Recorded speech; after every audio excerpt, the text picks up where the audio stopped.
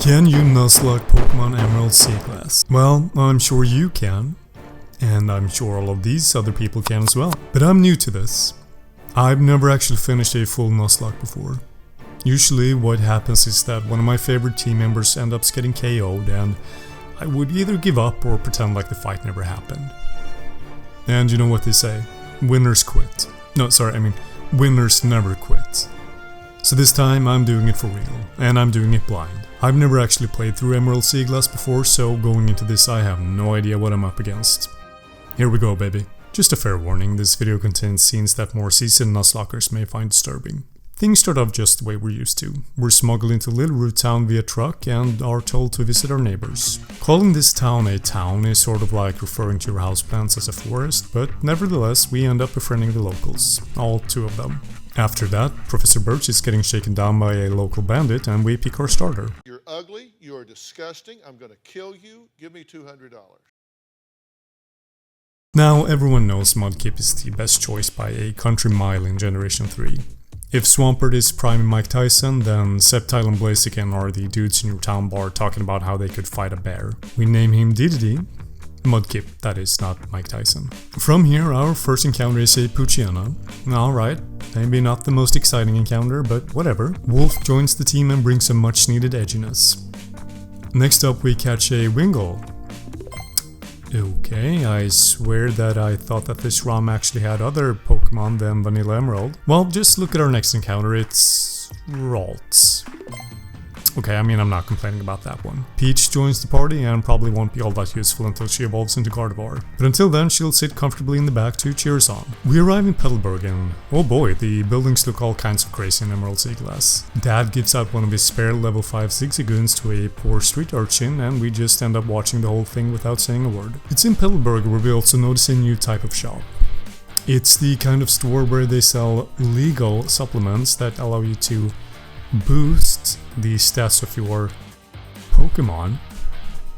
We don't have enough gym badges to do much with this though, so we soldier on and pick up a huge power Meryl that we end up naming Jigs. And thank Arceus, Jigs has the right ability. An Azumarill without huge power is sort of like a YouTube channel without subscribers, if you catch my drift. Heading into Petalburg Woods, we do battle with our first bad guy of the run. Normally, this ne'er-do-well has a Poochyena, but here I'm looking at a very round and wet piece of blubber. He is, of course, no match to our super team and we end up beaching his whale. Now, this is where the real fun begins. We're about to take on our very first gym leader in Rustboro City. But before we do so, we catch ourselves a Pichu from Route 116 and do a bit of grinding to make sure that we're fully prepared. After all, it'd be really embarrassing if I lost my first real Nuzlocke to the first gym leader. Well, before we take her on, I saw something just east of the city. Much like my facial hair, Rustboro is really patchy, but with grass. And not just grass, there's a well, a wishing well. How convenient that there's a wishing star just besides it. Let's give it a toss and see what happens. Oh, Hilly Mice. Yeah, no, that's it's my favorite Pokemon. Yeah, great, thanks. Oh, what's that? I could have gotten a Growlithe as my encounter instead? No, that's okay, Hilly Mice is fine. Yeah, thanks. With that little disappointment in our pocket, it was time for Roxanne. Since I'm doing this blind, I don't actually know what her team is, but I have 2 water Pokemon, so I feel like I'm made in the shade. Naturally, Roxanne is the first gym leader, so I'm not expecting a whole lot of trouble from her. I mean, her ace is a nose pass, so obviously we're just gonna... Oh. Well, Okay. Nose pass, more like... No thanks, I'll pass. Yeah, this big-nosed freak destroyed basically my whole team. I had clearly underestimated Roxanne and her red-nosed emoji. I had 2 choices. Either I endure these losses and keep fighting, or I just start over since it didn't take me very long to get here.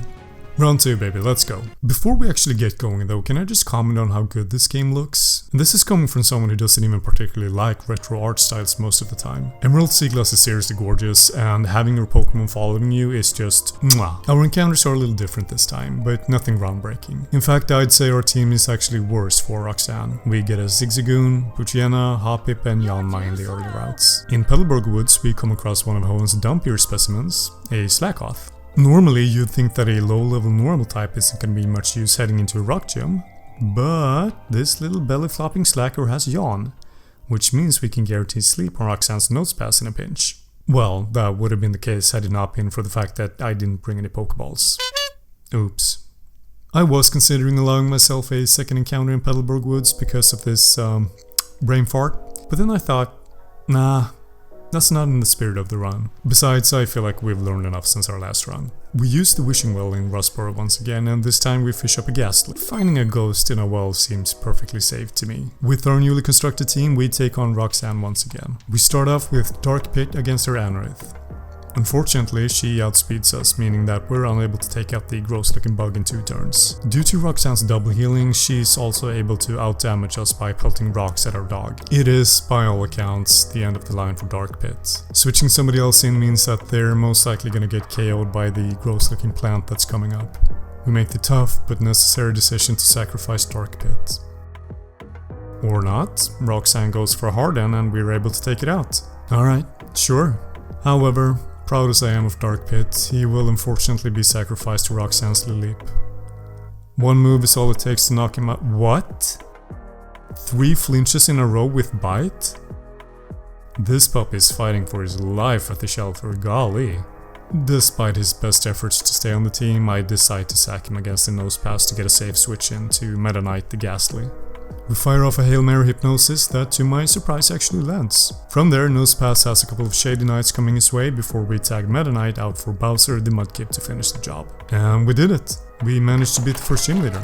1 down, 7 to go, and I'm sure they all get easier from here, right? I guess there's only one way to find out. Let's fast forward to Brawley, the next name on our hit list. Before heading there though, I remember seeing a patch of grass tucked away in our hometown of Littleroot. With the HM cut in hand, we investigated to find ourselves an Eevee.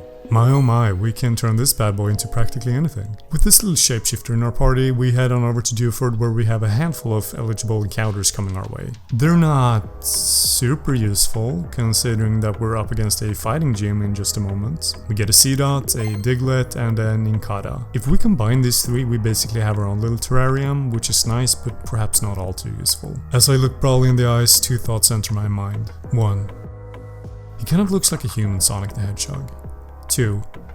Our team is woefully ill-equipped to deal with a fighting-type gym leader. We simply have too many weaknesses and not really much in terms of strengths. Nevertheless, we put on our Sonichu medallion and took on our second gym leader. We're off to an auspicious start, as he leads with a Makuhita. This little yellow dumpling is normally his ace, so I'm a little worried. I found out very quickly that my worries had not been misplaced. Makuhita snacks on some berries, only to then get healed twice by Brawley. His life is being artificially extended, but we put him out to pasture soon enough. This is where the real problems began. Out comes a mother-loving Heracross. Brawley has a 500 base stat total Heracross, meanwhile I'm catching Ninkadas in the sand right outside of the gym. Since Heracross is bug fighting, I figured that Meta Knight would have some good resistances to it. But lo and behold, this Beetle has knockoff.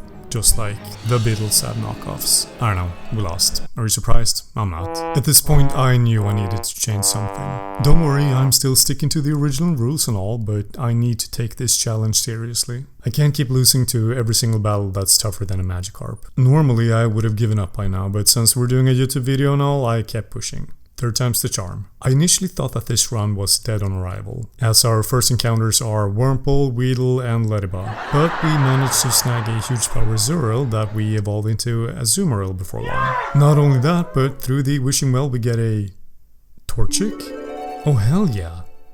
This is the one. I cannot squander this run. We basically have the Avengers on our side now, plus a Wurmple or whatever. We make sure to get everyone up to speed before having another go at Brawley. Being Bam Boom, his entire team goes down to a combined total of 4 gusts from Bum the Beautifly. Huh. That was a lot easier this time around. Oh well, I'm not complaining. We're 2 gym leaders down now, 6 to go. You already know what happens next. We deliver a love letter to Steven and head over to Stateport where we fight some pirates. Now here's a fun little feature for us that's exclusive to this ROM hack. We can talk to a birdman right outside of the Poke Center to take us to Pacifidlog? Is that how you say that? Pacifidlog? Here we get 2 encounters, Sheik the Ekans and Rosalina the Seal. It's at this point that a slight worry washes over me. We're going up against Watson, an electric-type gym leader, and we have 3 Pokemon that are weak to him on our team, and our newfound Seal wasn't going to be much of help. Speaking of not being helpful, how about this Electrike that I couldn't catch because I didn't bring enough Pokeballs?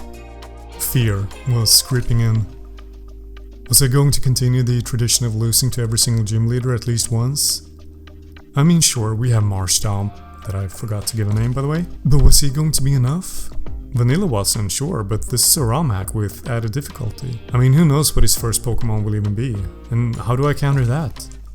Maybe it's an Electivire, a Raichu, or... oh, Volbeat. Yeah, I think I can deal with that. I swear I'm still playing this blind, by the way. The reason I led with Radagon the Combusken was actually to counter any potential Magnemite coming my way.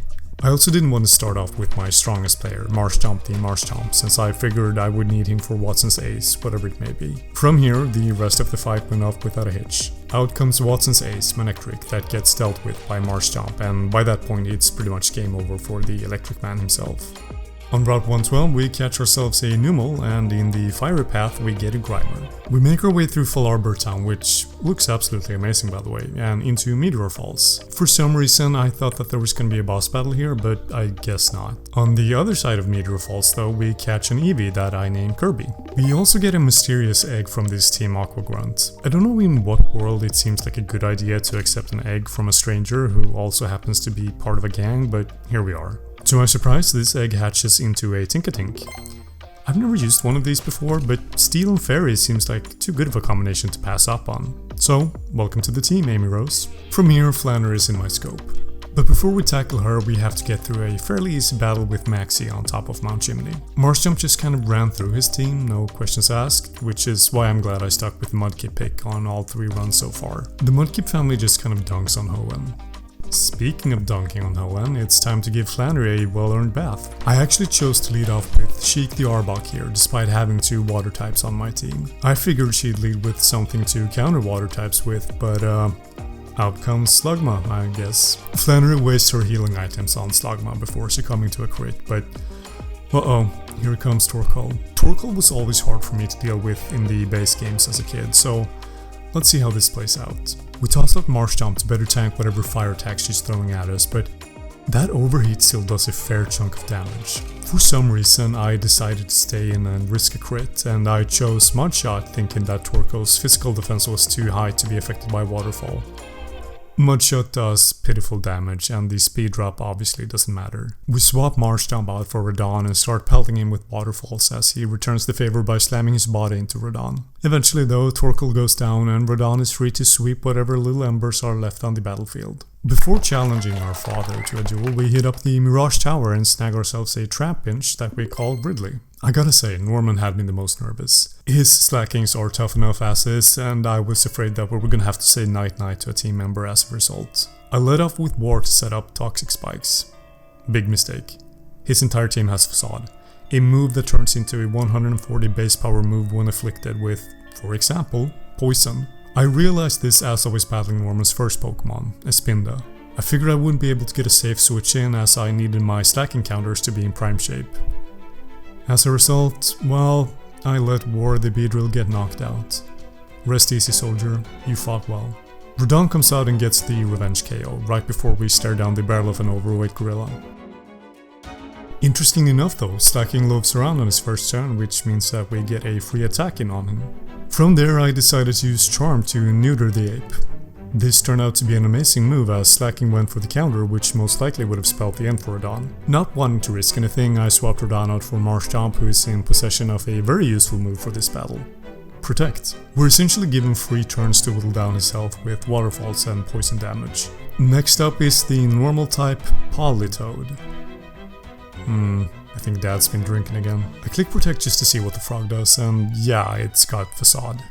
Darn it. Not wanting to lose Marshtomp, I send out Sheik to make use of his Intimidate. To my surprise, Politoad's poison boosted Facade does very little damage, and with a critical hit crunch, we're on the verge of squashing this fake normal type Tadpole. With the help of a little bit of creative switching, Politoad will toad his Polis no longer, and Dad's Vigoroth poses no real threat to us. With Dad taken care of, we head into New Mauville, where we pick up a Thunderstone to evolve Kirby into Jolteon. I forgot to record this, but just imagine an Eevee evolving into a Jolteon. After that we head east of Mauville. In the extra tall grass we pick up an Executor that we call Wispy.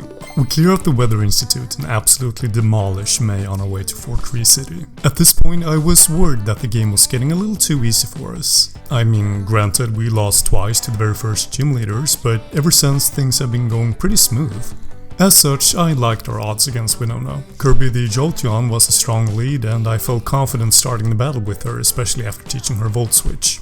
It wasn't until Winona's Ace Altaria came out that I got a little worried. I know that thing packs Earthquake, so Kirby was a no-go. Instead, Radon and Altaria got into a bit of a stalemate with Dragon Dancing and Charms. It turned out to be completely unnecessary though, as one play rough was all it took to KO the Fluffy Chicken. With that out of the way, we head south where we, once again, run out of Pokeballs during an encounter. Jesus Christ. With only 2 gyms left, we're now heading into a slightly more story-heavy section of the game. Team Magma and Team Aqua want to treat the world as their personal Minecraft server, and we have to stop them. First on our list is Team Magma's Maxi. I underestimated Maxi. I had been lulled into a false sense of security with all of our most recent wins. We hadn't lost a team member in a hot minute, and Max is the fire and earth guy. We eat this stuff for breakfast. Well, breakfast ate me this time, or at the very least it ate our Swampert. Never in a million years would I have guessed that an Ursaring would know the move Grab Apple. Odd weakness, one shot. The bear laughs. Our first team member has fallen. Our anchor. The one born to sweep Hoenn. War is hell. As much as I'd like to take a moment to commemorate our fallen hero, we have a job to do. Amy Rose comes and bonks the big bad bear, but gets bulldozed in return. No good. I swap out to Hermes to bait out a different attack. Kirby, the world leader, comes out, and she's out for blood. Bear blood. One Thunderbolt is all it takes to make Ursaring hibernate forever. From here it's smooth sailing. Camerupt and Crobat go down, no questions asked. Man, Swampert? The chosen one? Gone just like that? Some wounds never heal, and I fear that this might be one of them. We can't lose track of our goal though. We head on over to Tate and Lysa, and oh god, I completely forgot that this is a double battle. They start off with a Miss Magius and Claydol, meanwhile we have Amy Rose and Kirby on our side of the court. Not a great lineup to start with, but thankfully Kirby is fast enough to Volt Switch on out of there. I figured that getting rid of the Claydol was top priority since we have a pretty glaring weakness to ground. Out comes Rodon to liquefy Claydol as Amy smacks down the Miss Magius. With Lunatone and Solrock on the field, I thought we pretty much had this in the bag. I mean, they're not exactly a killer Pokemon after all, but Lunatone kept nailing us with Hypnosis over and over again. Not only that, but Solrock almost knocked out Rodon with a sun-boosted Solar Beam. I'm falling into the trap of not playing carefully again. Thankfully the team stays intact, but this sloppiness is most likely going to cost us sooner or later, and I am here to report that it might just be sooner o'clock already. It's time for a rematch against Maxi. The very reason my dear Swampert is no longer with us. I knew this was going to be a bloodbath going into the fight. What I wasn't prepared for though was that this was a double battle.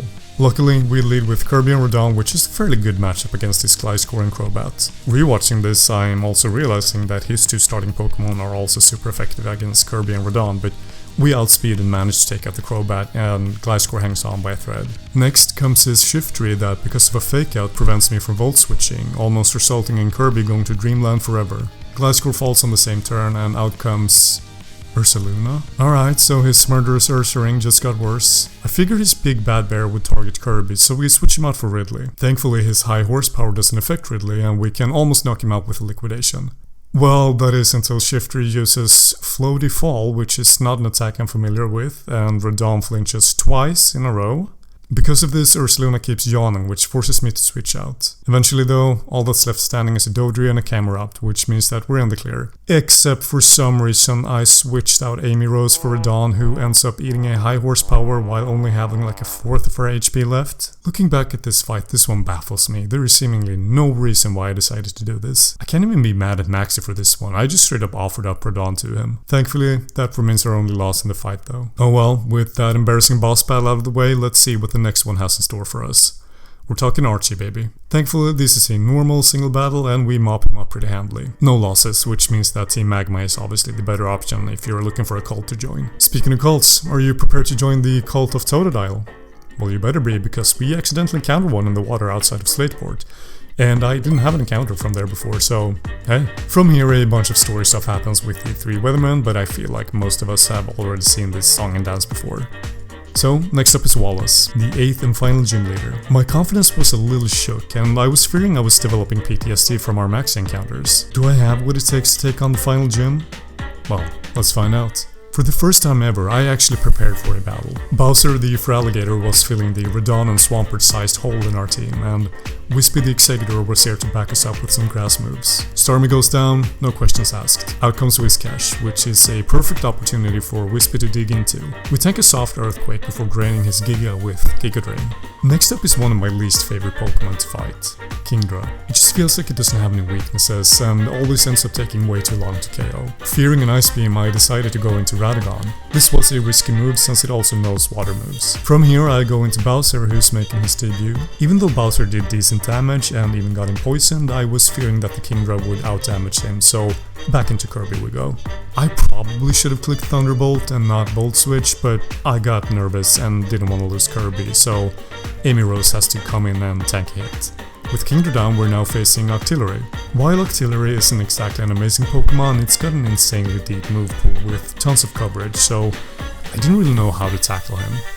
We go into Wispy so that we can recover health with Giga Drain as he attacks, as well as putting him to sleep with Sleep Powder. Before long, Octillery goes down and Wallace is down to his last Pokemon. A Celio? Well, that's a little anticlimactic, don't you think? I mean, you don't need a team of S-tier Pokemon to take on a Celio, so Wallace minus Gromit is defeated. And we've done it. We've beaten all 8 gym leaders. We went from losing the runs to the very first 2 gym leaders to now being a good chunk of the way through to becoming the champion of Hoenn. Before us stands the Elite Four, of course. Well, actually, before the Elite Four stands Wally. The battle kicks off as he leads with Altaria and I with Bowser. I was shocked to see just how little damage we were doing with Ice Fang before realizing that Altaria is Dragon Fairy in this game. Wally, being the master tactician that he is, decides to spam Dragon Dance 3 times in a row, so we get an early knockout. Next up is Roserade, who falls to a single Blaze Kick. Nice. After that is his signature God of War. Big Bonk, Night Night. Magnezone and Delcatty fall just as easily, and just like that we're once again on our way to the Elite Four. Well, turns out the victory road was a lot harder than I would have initially thought. I sold my Flash TM, so I just kind of had to fumble around in the darkness for like an hour before finally finding my way out. I suppose it's possible that you could have bought the TM for Flash somewhere, but yeah. This was our final challenge, I guess, I don't know. Eventually though, we make it to Evergrande City. This was the moment of truth. Or moments, rather. Everything we've fought for so far has led us here. The wins, the losses, the encounters, the fallen. All of it culminating in a final quartet of battles. I'm ready. We're ready. Sydney with his Dark types are first. I'm going into this blind, but leading with Radagon seemed like the obvious choice. My DNA is up. To my surprise, we don't one-shot it. No worries though, 2 hits is enough. Hanscrow, bad matchup, we need Kirby. Boom, headshot, dead. Cacturn, back to Radagon. Overheat, no sweat. Absol, Hungrigator, dinner time for Bowser. The first of the Elite Four is taken care of. We're doing it. Were you scared? Could be Phoebe's ghosts. We lead with Bowser. He is part Dark type in this game. Jawlock will lock away these ghosts in the afterlife for good. Bowser's chomping through the competition, and with the assist of Kirby, Phoebe's out of there. It's getting colder. Time for Glacia. But I make a mistake. I forget to switch out Bowser. This can't be. Am I back to playing sloppily now? This late into the game? Still? Have I learned nothing? We need to rally. For the fear of what's coming next, I allow Bowser to get the first 2 KOs. Walrein comes out, potential problem, but he hits Kirby with a weak body slam and we pick up the KO, no problem. A fellow Evolution comes out as we switch in Amy Rose. Big Hammer, no problem. One more block of ice stands in our way. Amy Rose's monstrous special defense means that we don't even have to consider Glalie to be a problem. This is, I fear, where the real challenge starts. The final member of the Elite Four, Drake. I figured Bowser's Ice Fang would come in handy, but we're met with a Kingdra. No worries though, we have an absolute unit of a fairy on our team. Mrs. Rose comes out to drain the life out of the mutated seahorse. Salamence is up. I figured he was gunning for an earthquake, so we get Ridley out there. We get hit by a flamethrower. Not a huge deal, but risky nonetheless. Thinking that I'm going to outspeed and be able to survive a hit, we go for Dragon Darts. Both predictions turn out to be wrong. Ridley's gone. This is a huge loss to our team. We needed a strong ground type for the champion battle, Steven and his steel types. What's worse is that we might not even make it to Steven, as Salamence has Moxie, boosting its attack. We have to get Bowser out there to nail him with an Ice Fang. If Bowser can't survive this, I fear it's game over. No crit, Bowser tanks it like a heavyweight, revenge KO, boom, threat neutralized. Altaria's up. Frozen Chicken is up. As if to mock me, Drake sends out his own Flygon. We get a Hail Mary Sleep Powder off on him as we start sucking our health back with Wispy. Out comes Steelix? I didn't see that coming. We go for Sleep Powder again, but our luck has run out. I don't want to risk Wispy, his Sleep Powders might just be our saving grace. I panic. I don't have a clean switch in. Amy Rose?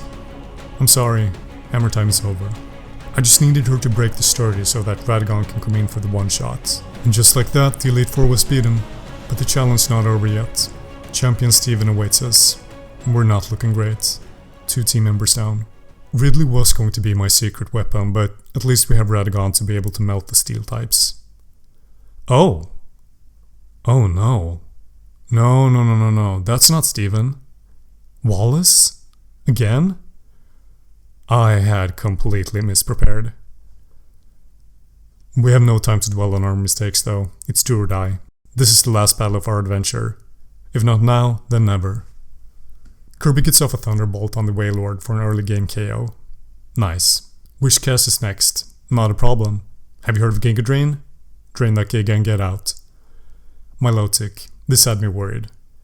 I really have no idea what kinds of moves this thing is packing. I'm 90% sure it has Ice Beam though. We send out Bowser to deal with the Serpent, only to realize that we're doing pitiful damage. Because of Jaw Lock, we can't switch out, and due to a combination of Toxic and Surfs, Bowser is forced to go down swinging. You did enough, King of Koopas. Kirby comes out and picks up the KO with a single Thunderbolt. Dance time, baby. Ludicolo hits the stage. I don't have a clear answer for him, but I figured he wouldn't be able to do much against Wispy, and I was right. A few Psychics and he's done for. Tentacruel. Kind of a mid-Pokemon to have as a champion, but oh well. I didn't expect him to have Ice Beam, and Wispy is almost down for the count. We get Radagon out there to serve him up some sweet justice, but then it turns out Tentacruel is faster. I wouldn't have thought that to be the case, but alright. As is tradition by now, Kirby comes out once again to clap back and get us the revenge KO. Wallace is down to his very last Pokemon, the God Serpent himself, Gyarados. Perfect. Quad weakness to electricity, slower than Kirby. That's it. We emerge victorious. Kirby and Wisp is still standing proud, thanking those who came before them. With that, we are now the champions of Hoenn. What a journey it's been. From our early losses to potential run-enders, we eventually emerged victorious. We made a lot of mistakes, but we also made a lot of progress. This was a lot of fun. If you stuck it out to the end, then you have my most sincere thanks for watching. It really means more to me than you know, and I'll probably do something similar to this in the future. But for now, Kirby, Wispy and I are going to rest.